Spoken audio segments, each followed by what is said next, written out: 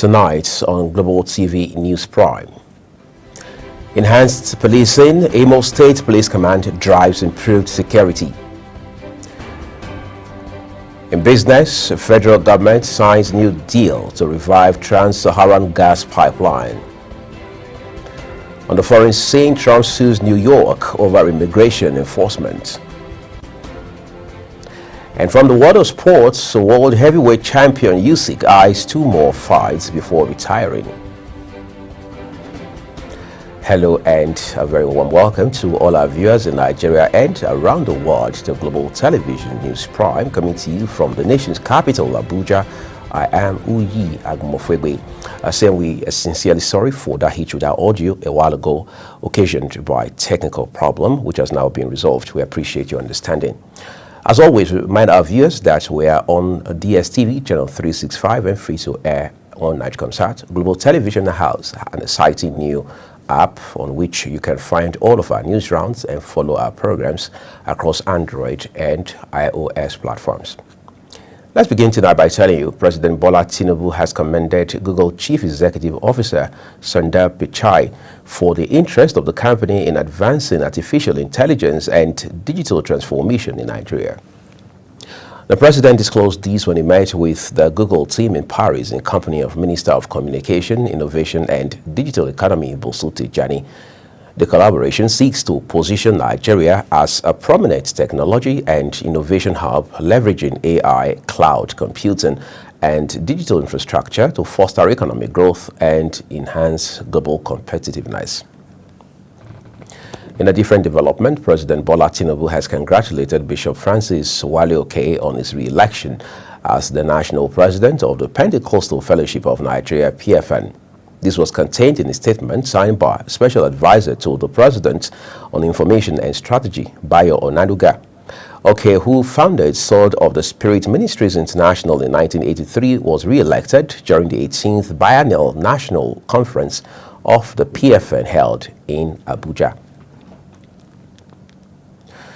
The National Coordinator, National Counter-Terrorism Center, Major General Adamu Laka, says violent extremism remains one of the most complex security challenges that threaten Nigeria's national security. Laka stated this at the opening of the workshop and validation meeting on preventing and countering violent extremism guidelines and strategic communication plan in Abuja. Global Television's defense correspondent Kikelemo Okere has details for us.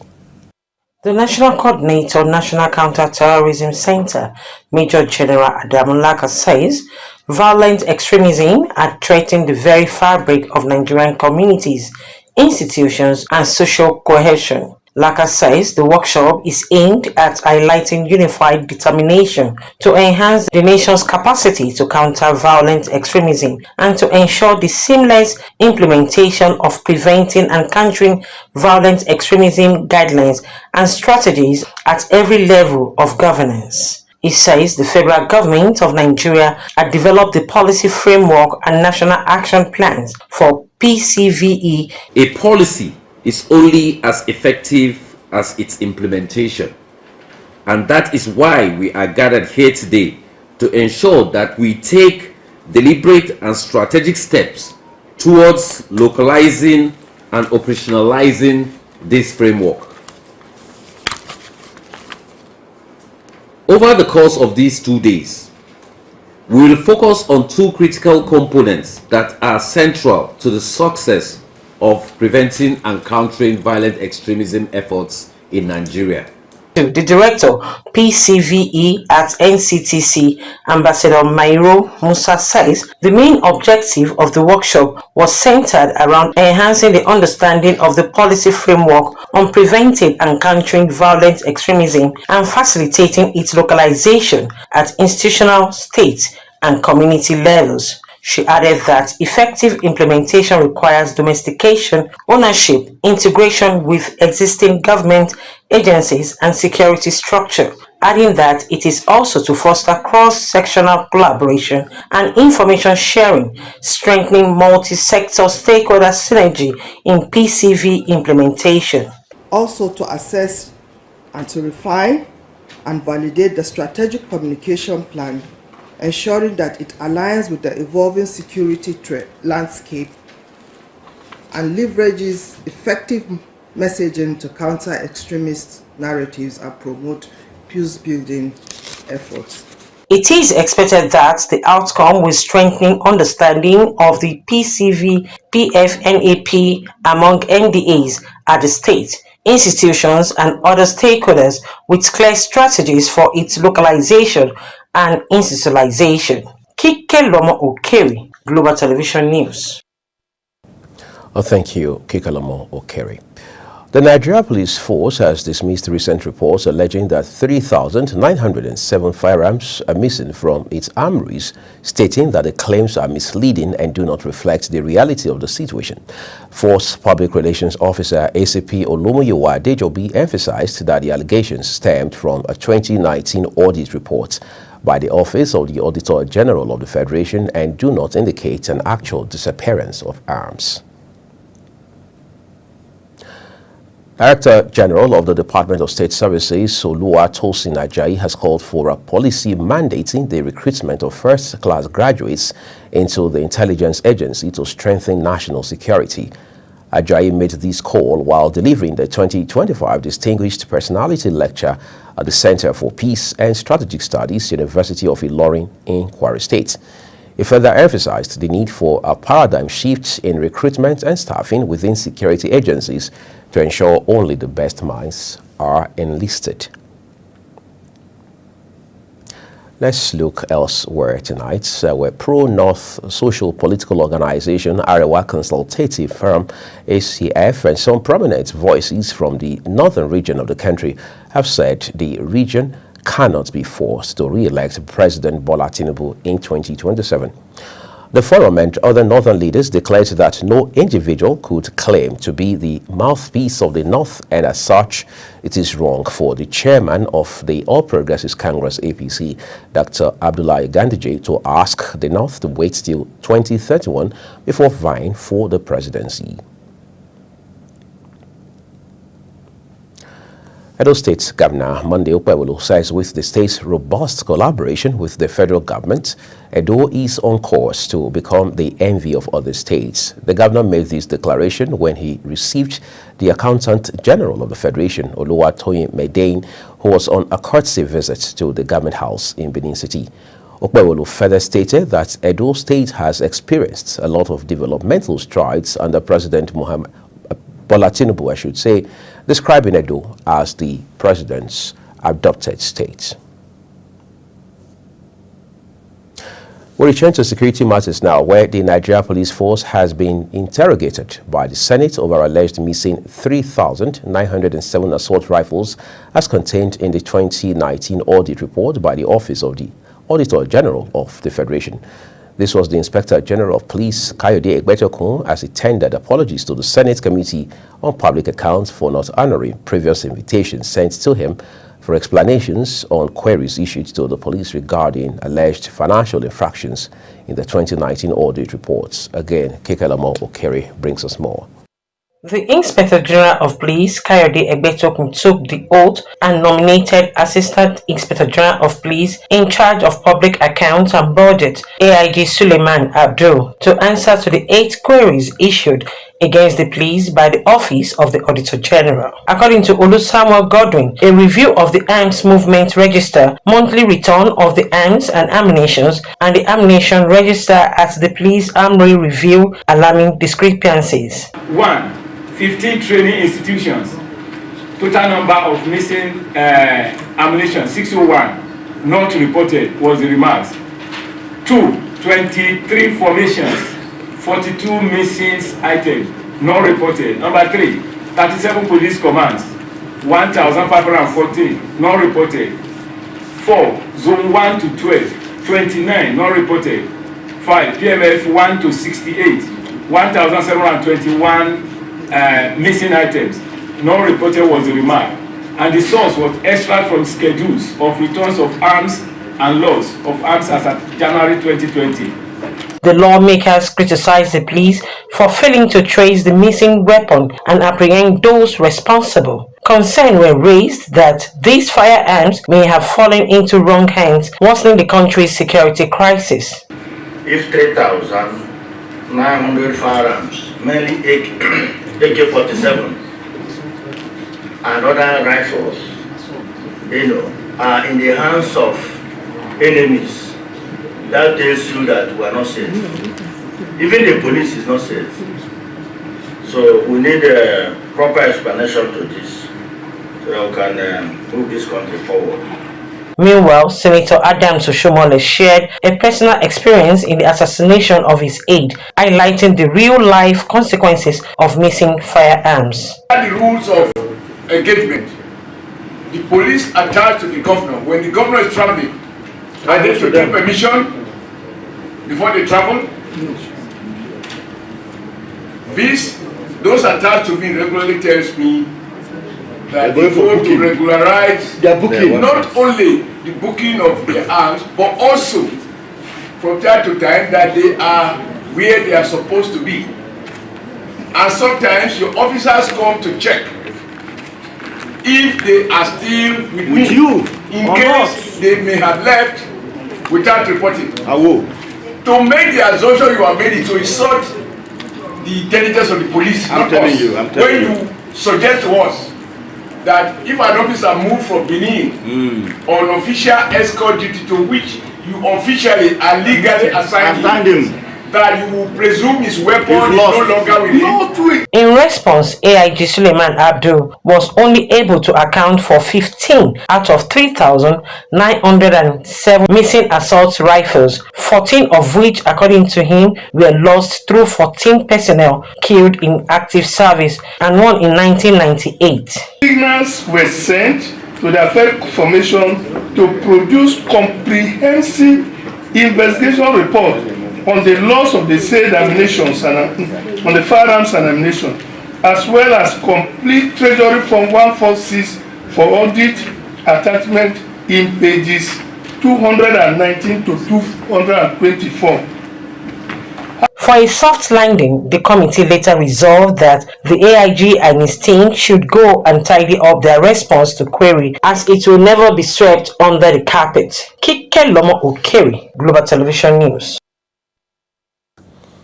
We continue to follow developments around security tonight as we now turn to Imo State, where the police command there says it is taking significant strides in enhancing security by organizing the capacity building training for its personnel. This initiative, in line with the directive of the Inspector General of Police, Kayode Egbetoku, aims to improve operational efficiency and strengthen officers' response to emerging security threats. This is Global Television, and you're watching the live broadcasts of the News Prime coming to you from Abuja. When the rest of the news returns tonight, federal government signs new deal to revive Trans-Saharan gas pipeline. We have those details from the world of business, as well as more stories from the foreign scene, as well as the sports segment for you. Do stay with us.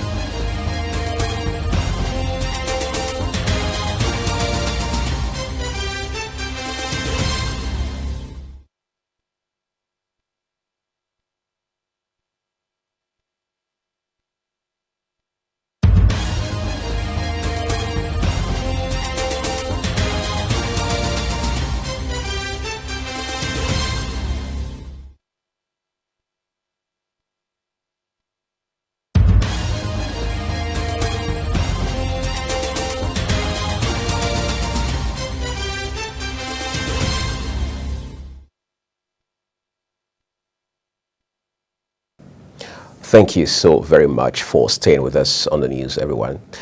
The rest of the news tonight returns with business, where the federal government has signed agreements with Algeria and Niger to push forward the Trans-Saharan gas pipeline project, which aims to boost gas exports to Europe.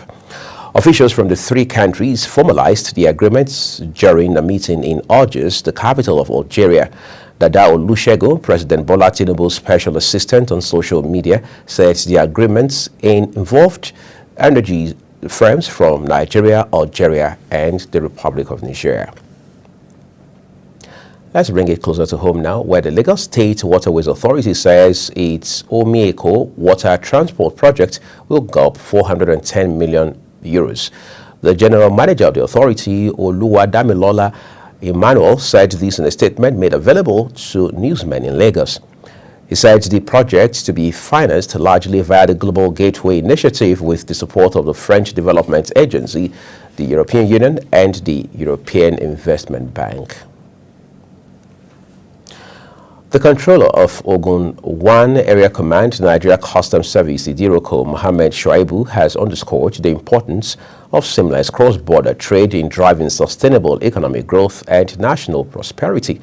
Shuaibu made the call while speaking at the 4th Arts for Economic Development Festival held in Idiroko, Ikbokia local government area of Ogun State. The statement released by the customs boss noted that the theme of the festival, Cross-Border Trade, What It Is and Why It Matters, highlights the crucial role of trade in fostering relationships, enhancing cultural exchanges, and promoting mutual understanding among diverse communities.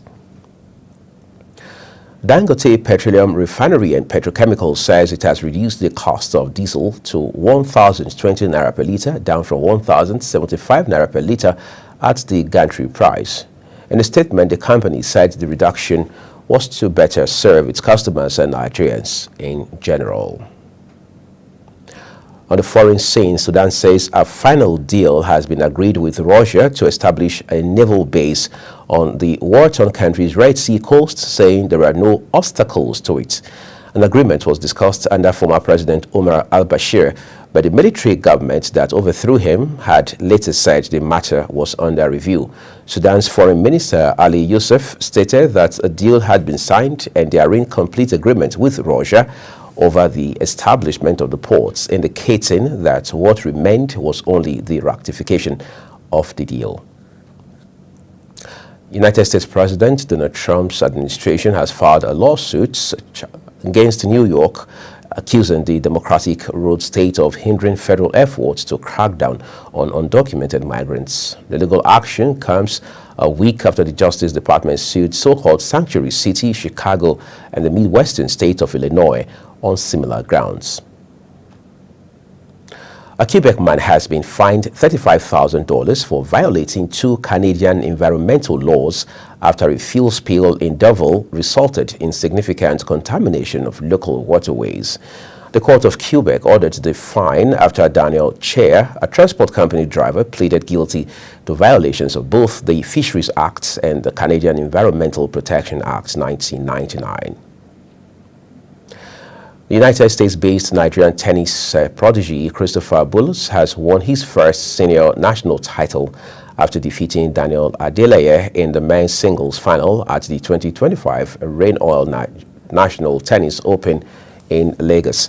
Bulus, who flew into the country from South Africa, where he represented Nigeria at the Davis Cup, was clear favorite to win the competition despite not having a national ranking. Let's go further into sports now. Edo State Governor Monday Okpebolo says citing the Federal University of Sports in the state will provide a platform for cutting-edge research, innovation, and the development of highly skilled graduates who will contribute meaningfully to society.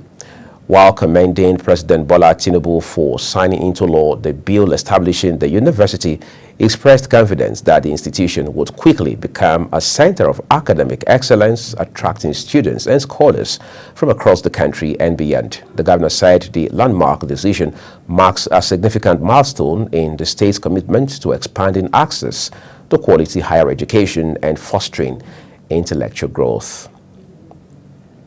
Beyond our shores now, Kellen Moore has been appointed head coach of the New Orleans Saints 2 days after helping the Philadelphia Eagles win the Super Bowl as offensive coordinator. Moore succeeds Dennis Allen, who was sacked in November after the Saints suffered 7 successive defeats, with Darren Rizzi taking interim charge until the end of the season. Moore says he is excited to join the New Orleans Saints and deeply appreciates the faith that Benson and the entire Saints organization have placed in him. Tonight, as we end Global Television's News Prime, let's take a quick look at some of our top stories. President Bola Tinubu has congratulated Bishop Francis Wale Oke on his re-election as the national president of the Pentecostal Fellowship of Nigeria. In business, Lagos State Waterways Authority said its Omieko water transport project will gab 410 million euros. On the foreign scene, U.S. President Donald Trump's administration has filed a lawsuit against New York, accusing the Democratic ruled state of hindering federal efforts to crack down on undocumented immigrants. And finally, in sports tonight, we told you Saudi Arabia ambassador to the United Kingdom says no alcohol will be allowed at the 2034 World Cup. And that's it on Global Television News Prime tonight. A quick reminder that Global TV is on DSTV, channel 365, Star Times 276, and free to air on Nightcomsat. Remember to follow us across all of our social media platforms using the handle at Global Television NG, as well as other handles now showing on the screen. And we'd like to announce that Global Television has an all-new exciting app available across Android and iOS platforms for all of our viewers to follow all of our content on the go. On behalf of the entire production team here tonight at Global Television's World Headquarters in Abuja, Nigeria's capital, I am Uyi Agmofwegwe saying we appreciate your time with us. We will see you again.